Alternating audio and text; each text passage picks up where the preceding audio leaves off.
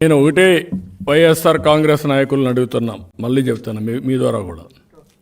మీరు తిడతారు నాకు తెలుసు, ఫ్రస్ట్రేషన్లో ఉన్నారు నాకు తెలుసు, ఓడిపోతారని కూడా తెలుసు మీకు, ఎక్స్పైరీ డేట్ కూడా దగ్గర పడింది మీకు.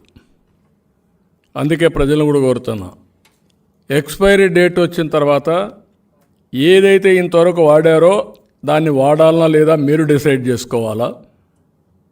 మీరు ఏం చేశారో ప్రజలకు జవాబు చెప్పాలి. ప్రజలను ఎందుకు అంటున్నానంటే, మీరు ముందుకు రాకపోతే ఎక్స్పైరీ డేట్ అయిపోతే ఈ మందు ఎట్టా వాడరు, వేరే మందైనా వాడతారు రేపు ఎన్నికల్లో. కానీ ఆ ఎక్స్పైరీ డేట్ అయిపోయిన తర్వాత ఏ మందు వాడాలో కూడా తెలుసుకోవాలి మీరు. మళ్ళీ ఇదే పనిచేయని మందు కొన్నారనుకోండి, లాభం ఉండదు.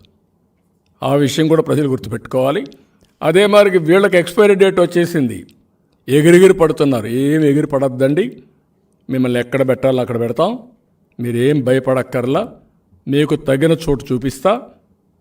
ఆ శక్తి తెలుగుదేశం పార్టీకి ఉంది. కేసులు పెడితే భయపడతారనో, రౌడీజం చేస్తే భయపడతారనో, ఓట్లు మ్యానిపులేట్ చేస్తామనుకునో మీ ఇష్ట ప్రకారం చేసి దొంగ ఓట్లు చేసే ప్రతి ఒక్కరికి చెప్తున్నా, కబద్దార్ జాగ్రత్తగా ఉండండి, అన్నీ కంట్రోల్ చేస్తాం. నాకు కావాల్సింది ప్రజల నుంచి సహకారం కావాలి, ప్రజల్లో చైతన్యం రావాలి. ప్రజల్లో చైతన్యం కోసం, భావితరాల భవిష్యత్తు కోసం పనిచేస్తున్నాం.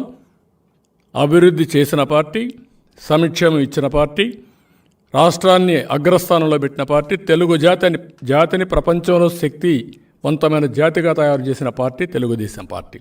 ఇది ఆలోచించమంటున్నా. అందుకే ఈ రోజు నుంచి నేను మాట్లాడే ప్రతి ఒక్క మాట ప్రజలు గుర్తుపెట్టుకోవాలి. ప్రజల కోసం నేను మాట్లాడుతున్నా, ప్రజా చైతన్యం కోసం నేను మాట్లాడుతున్నా. ఆ విషయం వాళ్ళు కూడా ఆలోచించుకోవాలి.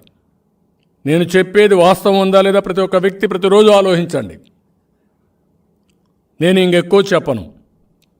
హైదరాబాద్ని డెవలప్ చేశాను కూడా నేను చెప్పక్కర్లేదు, అది ప్రూఫ్ ఆఫ్ కాన్సెప్ట్ ఒకటే. నేను చేసేది ఇక్కడ మీకు బాధ్యత, నేను చేయవలసిన కర్తవ్యాన్ని నేను చేస్తూ మీలో చైతన్యం తీసుకొచ్చి, ఒక్క వ్యక్తి కూడా మళ్ళా తప్పు చేస్తే మనం ఏమవుతాం గుర్తుపెట్టుకోండి.